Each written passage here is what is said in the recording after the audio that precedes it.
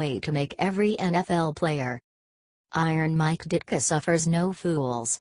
He is the former hard-nosed coach of the Chicago Bears, a two-time Super Bowl champion, and two-time NFL Coach of the Year. He ran a tight ship and famously came back to work in a few weeks after a heart attack. Advertisement.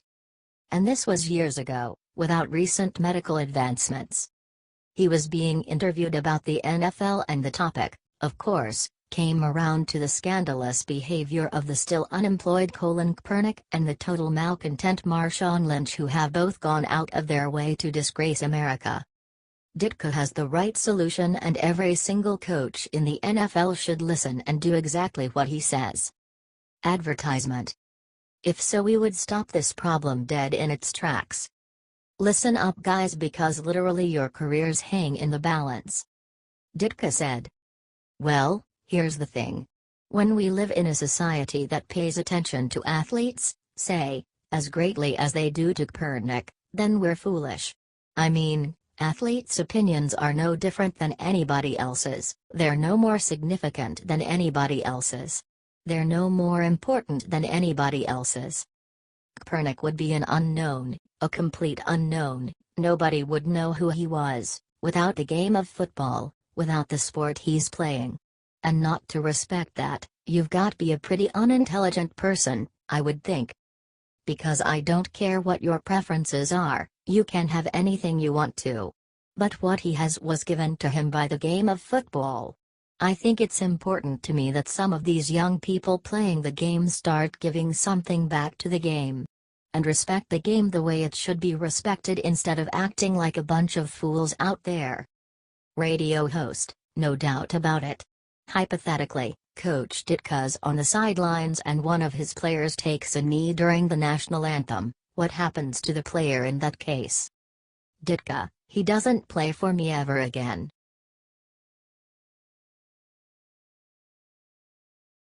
Breaking: China makes major sacrifice to support President Trump and America. This morning is full of surprises. Since President Trump took office, the relations between China and the United States got worse, and this is why this move is very unusual to us. China made a step forward and made a massive announcement in support of America against North Korea. They just decided to carry out United Nations sanctions that were imposed on North Korea earlier this month. Cons Nation reports that this isn't the only thing. President Trump was on his way to Washington this morning to order an investigation into China's trade practice. This could lead the United States to impose their own sanctions on Beijing. President Trump has sought help from China because they have the capability to apply massive financial pressure on North Korea if they wanted to. However, in the recent months, he has gotten less help from China, not more, which is what led him to the trade probe. He was highly critical of China during the election but softened his tone when reaching the White House. Trump also tweeted this morning that he is officially the president is back in Washington. The president planned on giving us this information first, but China's Commerce Ministry on Monday has officially announced that all imports of coal, iron ore, lead concentrates and lead and seafood from North Korea would be banned. Meanwhile, Cons Nation says that U.S. Ambassador to the UN, Nikki Haley, called it the single largest economic sanctions passage against Pyongyang. However, she went on to give a warning to other council members, stating, "We should not fool ourselves into thinking we have solved the problem, not even close." China's step is very significant not only for America but to the whole world. North Korea is threatening the world and has been for too long.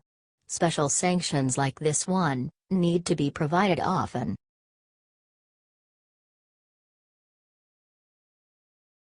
Franklin Graham discovers easy way to stop next Charlottesville and America better listen up.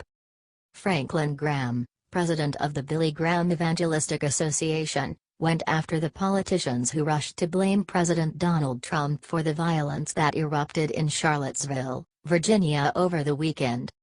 The nation has been rocked by the violence as we watched it splashed across the TV sets of every home in the nation. Advertisement. We are for sure better than this, and while Trump's base is a diverse lot, it is irresponsible for him to be blamed for everything that happens in America. He is an easy target, but this is a bit much, don't you think? 3 people were killed and 35 injured after protests by white supremacists and counter-demonstrations went bad fast. Advertisement. The young woman crushed by a car is a national tragedy, but so are the other 2 deaths, cops flying to the scene to help with crowd control. All senseless deaths, and Graham is calling out politicians for rushing to blame Trump because he knows who is really behind the attacks and he has no problem saying so. Really, this boils down to evil in people's hearts, Graham said. Satan is behind it all. He wants division, he wants unrest, he wants violence and hatred. He's the enemy of peace and unity. I denounce bigotry and racism of every form, be it black, white or any other. Graham then called on the nation to come together and turn to God. We are stronger together, and our answers lie in turning to God, Graham said. Continue to pray for peace and for all those impacted by Saturday's tragedies. Graham posted his call for sanity on Facebook. Shame on the politicians who are trying to push blame on President Trump for what happened in Charlottesville, Virginia. That's absurd. What about the politicians such as the city council who voted to remove a memorial that had been in place since 1924, regardless of the possible repercussions? How about the city politicians who issued the permit for the lawful demonstration to defend the statue? And why didn't the mayor or the governor see that a powder keg was about to explode and stop it before it got started? Instead, they want to blame President Donald J. Trump for everything. Really, this boils down to evil in people's hearts. Satan is behind it all.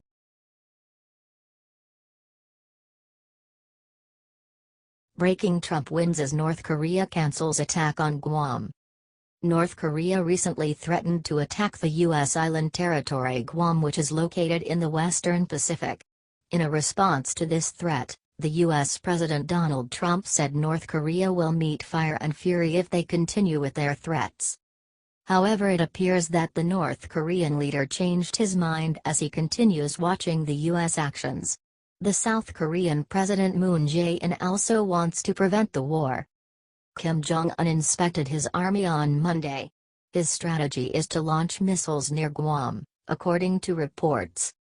Newsmax reports, he said that if the Yankees persist in their extremely dangerous, reckless actions on the Korean peninsula and in its vicinity, testing the self-restraint of the DPRK, the latter will make an important decision, as it already declared, the report said.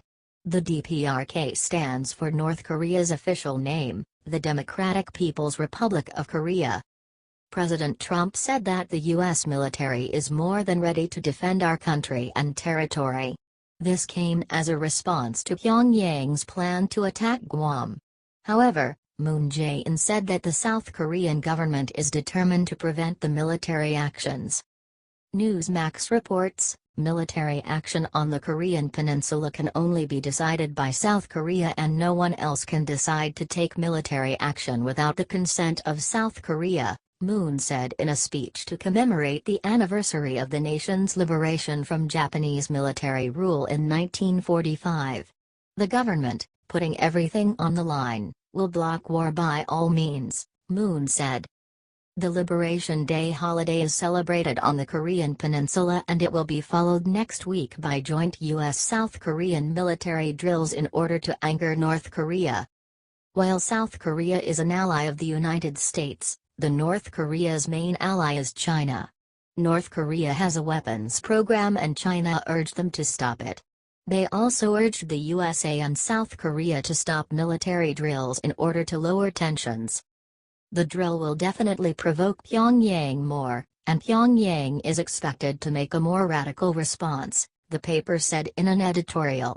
If South Korea really wants no war on the Korean peninsula, it should try to stop this military exercise, Newsmax reports. The United States and South Korea have been at war with North Korea ever since the Korean conflict in the 1950s, which didn't end with a peace treaty. U.S. is fully prepared to respond militarily if North Korea decides to attack. Defense Secretary Jim Mattis said on Monday the U.S. military would know the trajectory of a missile fired from North Korea within moments and would take it out if it looked like it would hit the U.S. Pacific territory.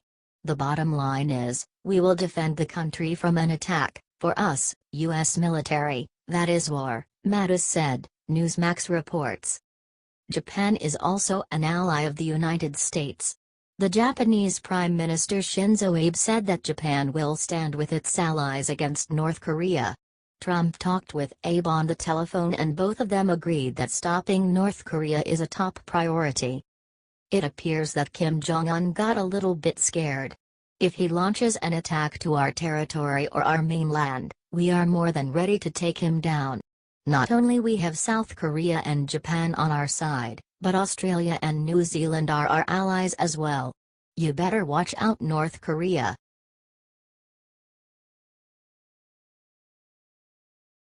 Condi Rice breaks her silence, gives Liberals devastating history lesson. Former Secretary of State Condoleezza Rice is a smart woman and is admired around the world. She is accomplished and an excellent representation of the best of what America stands for. So when she talks, people, even liberals, tend to actually listen. Advertisement. Which is so rare these days, to have people actually listen to one another rather than shout at each other. She went on Fox and Friends yesterday morning to push her new book, Democracy: Stories from the Long Road to Freedom. She does not shy away from America's past, the good and the bad, which includes slavery and the Civil War. Co-host Brian Kilmeade asked her straight away, "I want to talk about where your book starts, and that's our Constitution. As an African American woman, do you see yourself in this Constitution? Do you think that, when we look at 9 of our first 12 presidents as slave owners, should we start taking their statues down and say, 'We're embarrassed by you'?" In a word, no, Rice said before continuing. Advertisement. I am a firm believer in keep your history before you. So I don't actually want to rename things that were named for slave owners. I want us to have to look at those names, and realize what they did, and be able to tell our kids what they did and for them to have a sense of their own history. Rice is senior fellow at the Stanford School of Business, then gave the liberals an important history lesson. When you start wiping out your history, sanitizing your history to make you feel better, it's a bad thing. She noted that her ancestors were originally counted as 3/5 of a man, and recounted what her father went through just trying to register to vote in Birmingham, Alabama in 1952. She retold a story from 2005 when she stood in the Ben Franklin room of the State Department and was administered an oath of office by a Jewish woman Supreme Court justice. "That's the story of America," she said before concluding with, "George Washington, Thomas Jefferson, and other slave owners were people of their times. What we should celebrate is that from the Jeffersons and the Washingtons as slave owners. Look at where we are now.